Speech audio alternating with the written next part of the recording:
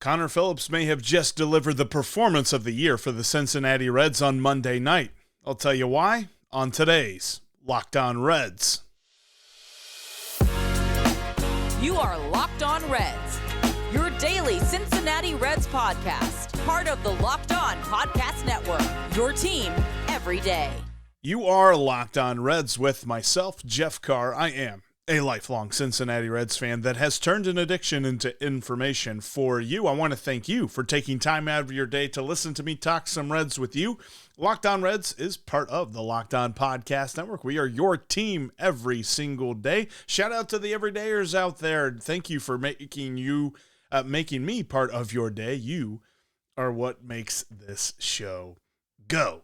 Coming up on today's Locked On Reds, Connor Phillips announced himself in a big way, the biggest way that I think he possibly could. That was an amazing performance by Connor Phillips. And we've got to talk about where it fits into the season and how Connor Phillips fits in to the rest of the season and to next year's plan as well. Also, the Reds made a flurry of roster moves that includes some not so good news for Graham Ashcraft, some good news for Matt McLain, and we say goodbye to a couple of guys we just said hello to. Goodbye, hello, you know, all that good stuff. Plus, later on in the show, I want to talk about some comments that Joey Lotto made that is pertaining to whether or not he's going to return next year. Before we get to all of that, I want to let you know that today's episode is brought to you by Jase Medical. Empower yourself when you purchase a Jase case, providing you with a personal supply of 5 antibiotics that treat 50-plus infections. Get yours today at jasemedical.com. That's JASE medical.com. Apologize, voice is a little on the fritz today. Yelling at the Bearcats and the Bengals over the weekend doesn't necessarily make it easy to podcast on Monday and Tuesday. But here we are because I'm excited. Connor Phillips stepped up and delivered the start of the season. I'm going to lay out why he did that, because look at what the Reds have done in the month of September. The starting rotation has been really the thing that the Reds are winning in spite of. It's not been the reason that the Reds have been good all year long, really, and September's been no exception.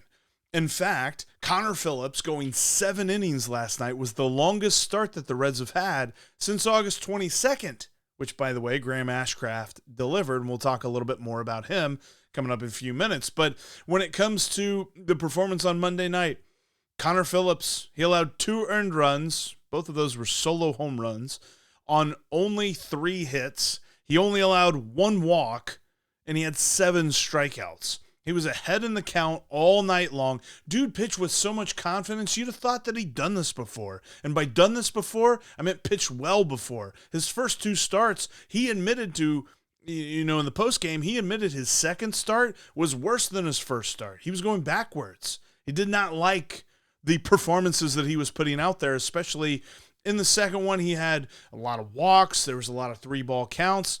Didn't face that so much this time around. In fact, he only threw 93 pitches in 7 innings. That's phenomenal. That's the kind of start that really gets you fired up. And I tweeted this at the end of the game, or at the end of his start anyway, whenever the Reds went to the bullpen in the 8th inning. I was just like, man, I cannot express how excited I am about this start because it comes at such a crucial time. The Reds aren't getting Nick Lodolo back. The Reds aren't getting Graham Ashcraft back. We'll talk about why here in a few minutes. Andrew Abbott is really starting to hit a wall. Brandon Williamson might not be that far behind.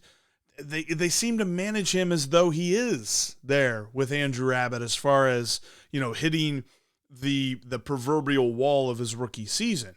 So the fact that Connor Phillips gives this kind of performance, and hopefully something he can continue to deliver, because he did this in the minor leagues. He strikes out a lot of people. He misses a lot of bats. And if he can limit the walks, that is how he limits the damage. He's going to get hit, with the homers and the things like that. As long as nobody's on base, that's fine. That was the thing we said about Tyler Mahle. Luis Castillo would give up some home runs from now and then.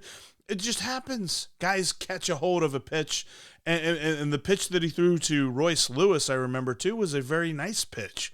He had just surprised Royce Lewis with a slider that broke into the zone, and Lewis was not expecting it. And so he followed it up with a fastball that was kind of up and in, maybe a little bit out over the plate, but it was kind of up and in, and Lewis just turned on it and killed it. Sometimes the hitter just finds the pitch. It just happens. But the fact that Connor Phillips pitched so well in this scenario where, and he even said it after the game, he didn't know he was going to be starting for Cincinnati until Sunday night. He found out Sunday night, came up to Cincinnati, and started on Monday.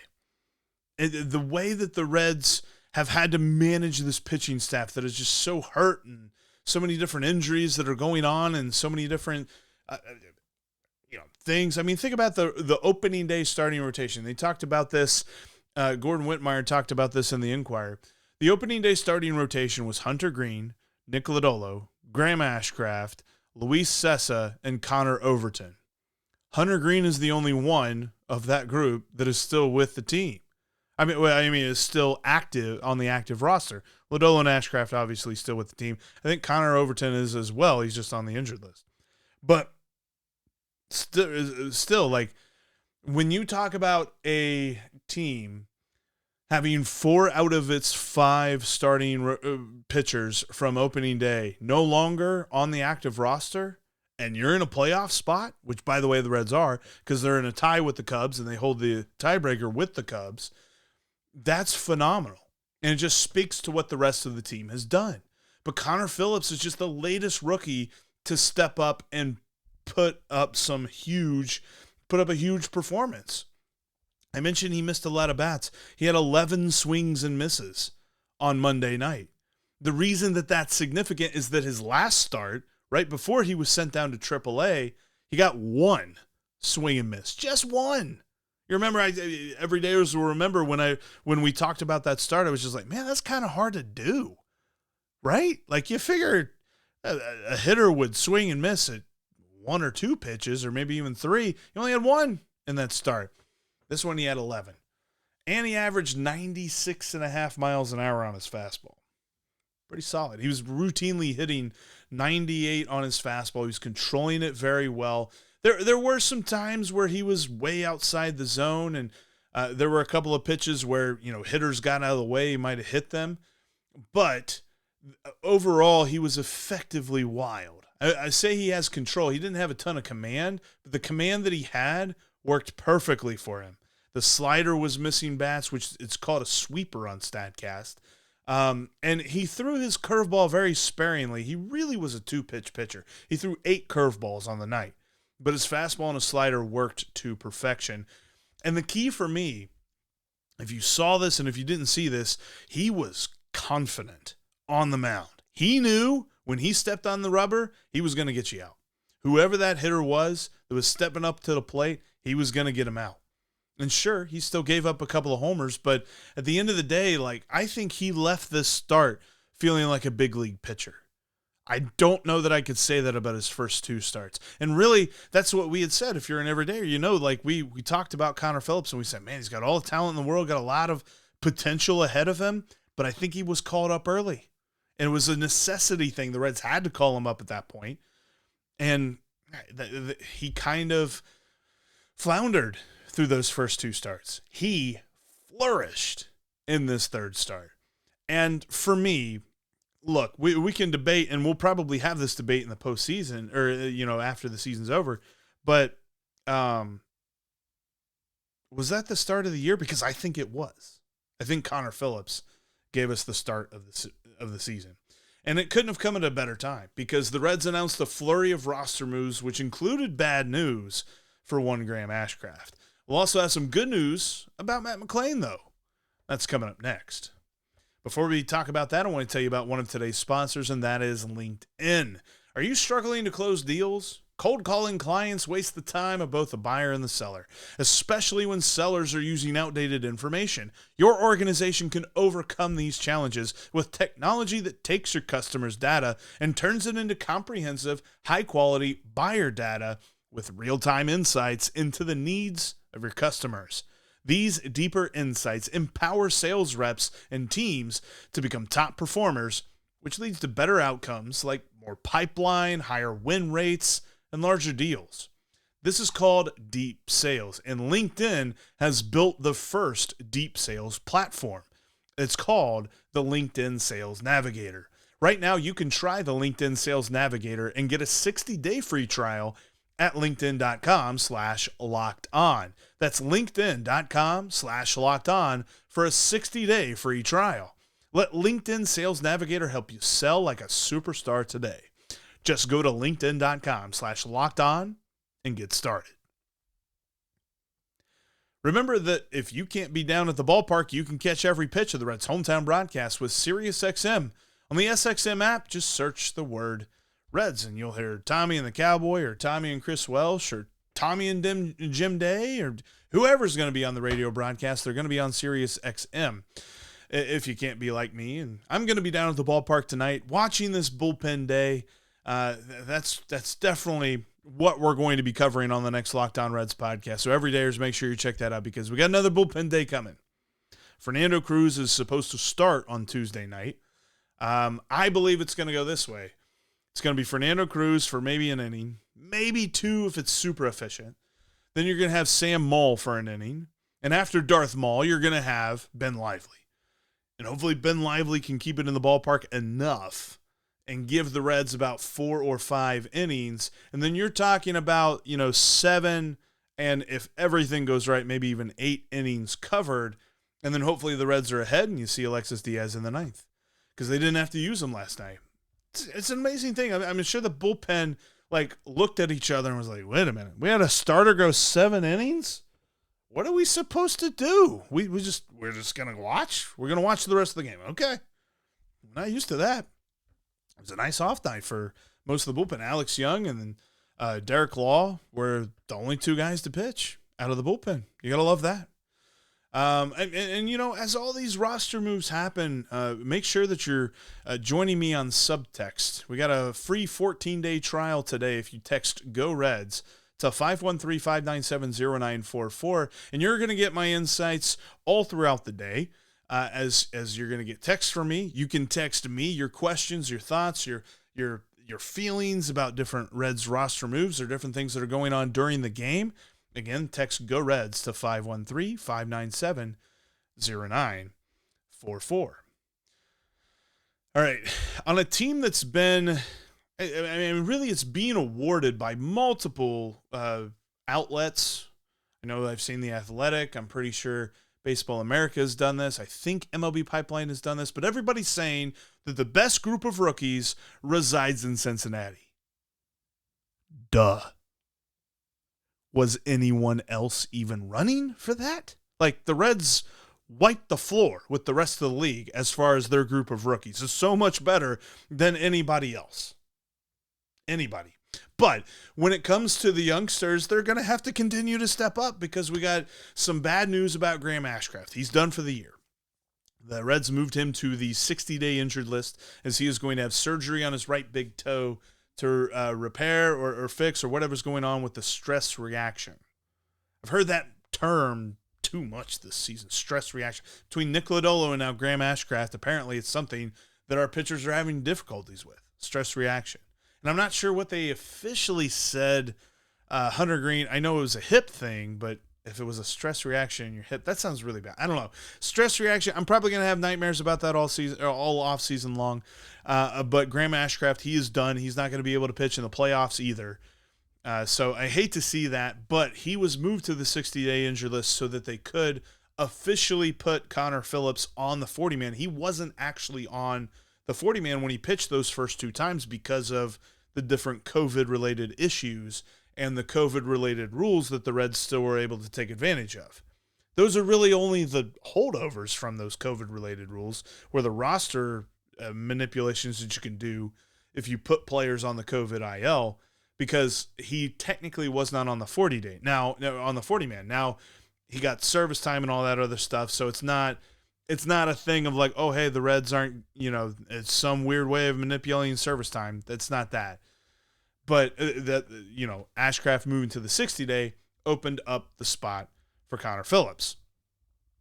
The Reds also put Harrison Bader on the 10-day injured list. He has a right groin strain. I wonder a little bit about this move because feels like the entire year the Reds, and I think it's only been since June, but the Reds have had Curt Casali on the injured list for one reason or another.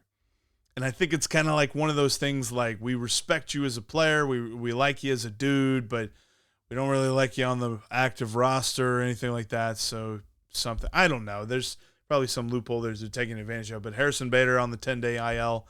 And two other guys. Carson Spires was sent down to AAA. And then Hunter Renfroe was DFA'd.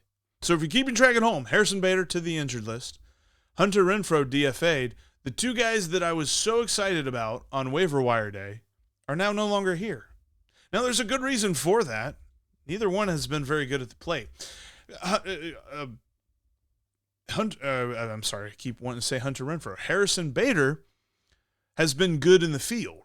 I love the range, and I love the glove, and I love his arm in center field. Love to see that. But he's been abysmal at the plate. But so is Hunter Renfroe. And Hunter Renfroe doesn't have a good glove, and he's not good on the base paths. So it was obvious that the Reds should move on from him. I kind of would have liked, and I'm a kind of guy that I'm like, you know what, maybe give the guy another minute. I mean, 14 games is not a huge sample size. I mean, it's very tiny. But I get it. Because when you compare him, and kind of the way it looks is that it was either Hunter Renfroe or Stuart Fairchild, and neither one, the hitting stats are very impressive. I mean, Stuart Fairchild at least has an OPS plus of 88 on the year. Hunter Renfroe in his 14 games as a Red had an OPS plus of 18. Again, league average is 100. You do the math. And that was the reason that he's here. The big bat, the big power bat. He has one home run. He hit that in the 9-4 loss to the Cardinals. So that one home run really did a lot. And he did have a game-winning RBI in there. But still, the whole point of this was they compared him to Stuart Fairchild. Fairchild has a glove. Fairchild's good on the base paths. Hunter Renfroe's not. And Hunter Renfroe's bat is not showing to be better than Stuart Fairchild. So they'd rather take their chances with Stuart Fairchild moving forward. So he is back off the injured list, which that is nice to see. And Alex Young is also back. Of course, he pitched last night in the game. Did give up a run, gave up a couple of hits, so hopefully he can kind of settle down and settle back into what he was doing. And then the Reds will have two lefties for the postseason. But it kind of made sense that the Reds made these moves. And it was something that, yes, I think if it were earlier in the year, if we weren't at crunch time, you'd be talking about giving them some more time. You'd be talking about Hunter Renfroe getting a little bit more time to figure it out. Because Hunter Renfroe's bat at Great American Ballpark should have played well. Harrison Bader, we talked about his career stats at Great American. He loved it. In 60-plus games playing for other teams, Harrison Bader looks pretty good at Great American. But overall, there's just no time. There are now 10 games left. You have to have your A game every single game. There's no, let's start this guy and see if he can figure it out. There's no more figuring it out. You figure it out during the offseason. You figure it out during next spring training. You figure it out, and really, we don't even need guys that are trying to figure things out next year to an extent.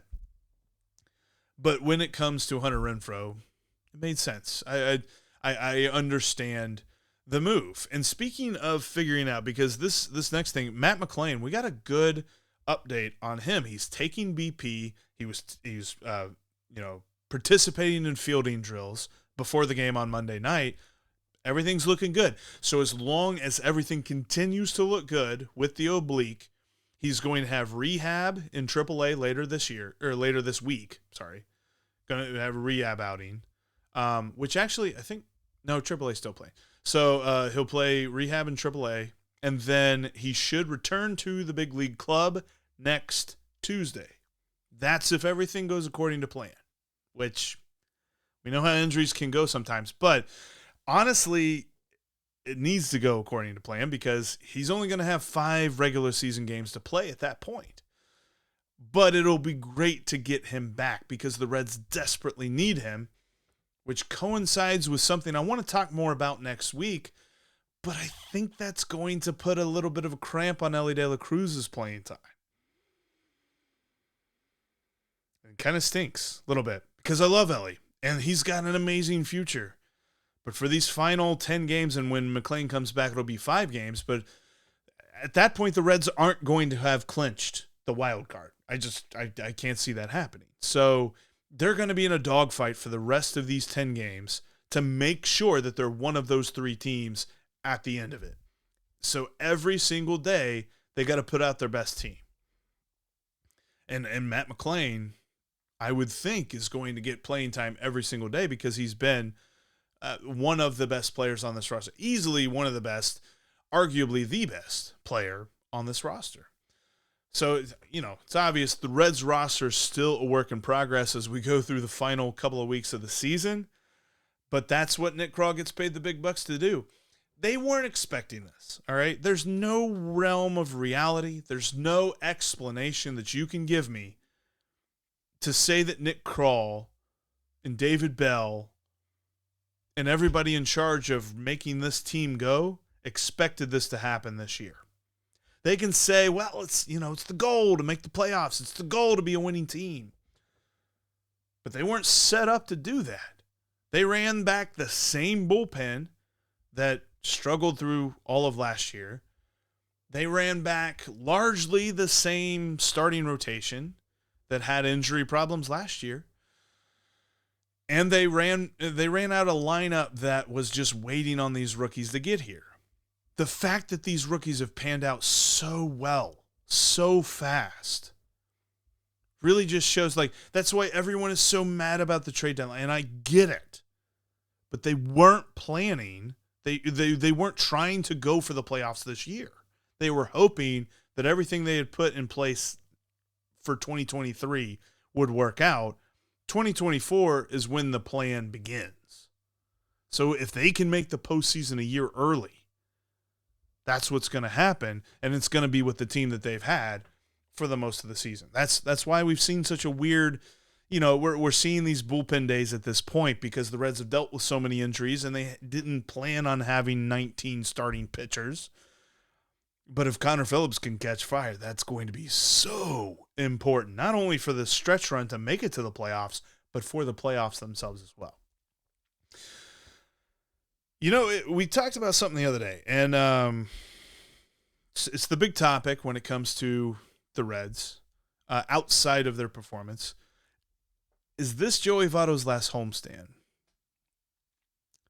He said something that has me wondering about something I said and whether he will return next year. I'll tell you why coming up next. Before I do, I want to tell you about one of today's sponsors, and that is Jase Medical. Modern medical care and treatment are important, but our global supply chains are fragile. Things like pandemics, natural disasters, and foreign travel may cut you off from the treatment that you need. Jase Medical is your solution. Just fill out their online form, and one of their board-certified physicians will review it to determine whether medications are safe and appropriate for you. In addition, you will be able to send your physician a message for answers to treatment at any time. Everyone should be empowered to care for themselves and their loved ones during the unexpected. That's why Jase Medical offers the Jase Case. The Jase Case provides 5 life-saving antibiotics for emergency use and gives you a peace of mind so that you're not just hoping that you have access to the medication that you need in an emergency. Save more than $360 by getting these life-saving antibiotics with Jase Medical, plus an additional $20 off by using my code LOCKEDON at checkout on jasemedical.com. That's JASE medical.com. Remember, if you can't be down at Great American Ballpark for this final homestand, you can catch every pitch of the Reds' hometown broadcast with SiriusXM on the SXM app. Just search the word Reds.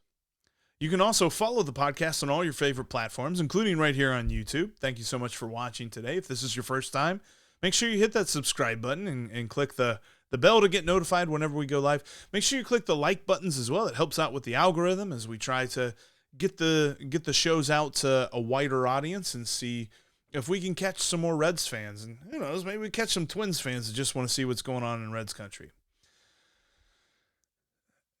The other day, I gave my take on what I think will happen with Joey Lotto. And I said that, the Reds, come what may, they're going to have to pay him a little bit of money, whether they pick up the option or whether they buy him out. If they buy him out at $7 million, they could probably give him another 3 or 4, something like that, to come back. The issue will be he's not going to be an everyday player, probably mostly DH, things like that. So that'd be something he would have to accept. And he said something that now has me rethinking that entire take. I've changed my tune. I think this is Joey Lotto's last homestand with the Cincinnati Reds. And it's about a 2-minute clip that he gave. C. Trent asked him, what he thought about this possibly being his last homestand. And this is what Joey had to say. I didn't get the video. I couldn't get the video, but I got the audio and I got some pictures of Joey if you're watching here on YouTube. But it's key because at the end, toward the end, there's a point where he looks at the camera and his eyes are glossy. And I want you to listen to this and you tell me what you think. I don't think that. I don't think about that. I've had moments where it's crossed my mind, and the nice thing about playing competitive ball is like you're thinking about today's game and performing well, and as far as you're so caught up in the game, the competition that day. And it feels like this past year plus for me personally, and I'll tangent kind of speaking personally, has been gone by really quickly. It's been a whirlwind. I feel like since leaving surgery, I've either been rehabbing or attempting to get back into games or being in games and trying to find a competitive style while also doing the rehab, while also kind of not new normaling, but like trying to get back to a strong place physically. And so it's just gone by so quickly. And as far as this being a last homestand, I just, if that's the case, I can't do anything about, I don't want to say I can't do anything about that, but I'm having a really good time playing in really meaningful baseball with like some fun teammates. And so however it shakes out, I'm good. I just want to help out. I just want to play. All I've ever wanted to do is play. It's the most important thing to me. Yeah. And that's that. If you're watching on YouTube, the last picture that kind of scrolled across your screen, that was I took a screenshot of a video that I tried to download. I couldn't quite get the download, but that was kind of the picture that I was looking at.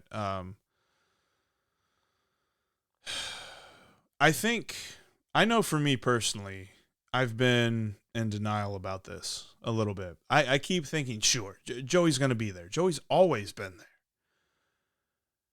I mean, he's been a Red for everything that has been good about this team since its last playoff advancement. He's going to go down as a team legend. And the roster dictates that he's no longer the alpha. And he's talked about, early on this season, he's like, I'm fine with that. I understand. And he even mentioned a little bit, not necessarily that he's, the alpha and all that, but he's like, I just want to help. I just want to be a part of this team. I just want to help this team win. And he's always been a guy that measures his words very carefully. And you could tell it right there. Like, the thing he wanted to say is, whether I come back or not, it's not up to me. And then the moment he said that, he's like, wait, no, I can't say that. I don't want to say that. But I think that's what he was thinking. I don't know that Joey Lotto wants to be a part-time player. And I think that if he thinks he's healthy enough, he's going to pursue full-time play. I don't know where that would be. And I'm sure he would want to be on a contender, but I know that he's always said he wants to be on a contending Reds team. That's always been his goal. But I think if that means he's only playing 80 games, 85 games, 90 games or something like that, I wonder if that then leads him to wonder if he wants to play that few. He's never been a guy, he's always said he wants to play 162 games. That's his goal. His favorite stat, and I remember him saying this multiple times, his favorite stat is games played. It's not on base percentage. It's not barrel percentage. He did talk a lot about barrel percentage over the last few years, but his favorite stat is games played because he says only the true greats have a super high number of games played because you have to be super great to be in this game long enough to get a super high number. And I just don't know that he wants to do the Miguel Cabrera thing. And based on that clip, and I encourage you to go find it. I know that Joe Daneman tweeted it out last night post-game. Just watch how he says what he says in that clip I just played. He has a quote a couple of weeks ago in an article by Gordon Wittenmeyer on The Athletic, or on the Inquirer, that said, he's like, I fantasize about one day just hanging him up, disappearing, deleting my social media accounts, and just going off and living life. I don't necessarily know that he'll actually do that to the letter, but that's the most that Joey Lotto's ever talked about not playing baseball. It's been this year. And one of the things that we like to do on the show is read the tea leaves, kind of look at what's coming down the pipe, just get you ready for it as Reds fans. And I think we're watching the final home games of Joey Lotto's career in a Cincinnati Reds uniform. Whether or not he's playing with somebody else, I'm not sure. But I also wonder if he's offered that part-time gig, if he doesn't turn it down. It's going to be rough, man. I don't like to cry very often, but Sunday's game, we're going to be down there hosting the Pirates. It could very well be the last game that Joey Lotto plays at Great American Ballpark as a member of the Cincinnati Reds. And there's so much that we're going to talk about with Joey when it comes to between now and the end of the season. Hopefully playoffs, he gets to play in the playoffs with this team, because his legacy is going to be far more individual than I think even he wanted it to be. He wanted to be on a playoff team. He didn't sign a contract. There's so many weird people out there that think that he signed a contract knowing that he would hamstring the organization. That's insane. That is a terrible take. It's not true. The organization used his contract as an albatross and a reason to not put players around him for so long. I just don't know. I don't know what's I don't now hearing that clip and seeing some other things that he said, it just makes me think that this is his final year here. He's not a guy, and Joey Lotto's personality is not the such that he wants a possible retirement to overshadow what the Reds have done this year. He's not a guy that wants to make some sort of farewell tour for 162 games where opposing teams get him gifts and stuff. That's not him. So I could see that happening. Hopefully, the Reds send him off in style. But that's where we're going to end today's podcast. Before we get out of here, don't forget you can catch every pitch of the Reds' hometown broadcast with SiriusXM on the SXM app. Just search the word Reds. That'll wrap up this edition of Locked On Reds. Thanks as always for making us your first listen every day. Every dayer's coming up tomorrow on the show. We got a bullpen day coming up at a very critical juncture. So we'll be all over it on the next Locked On Reds podcast because we are Locked On Reds every single day.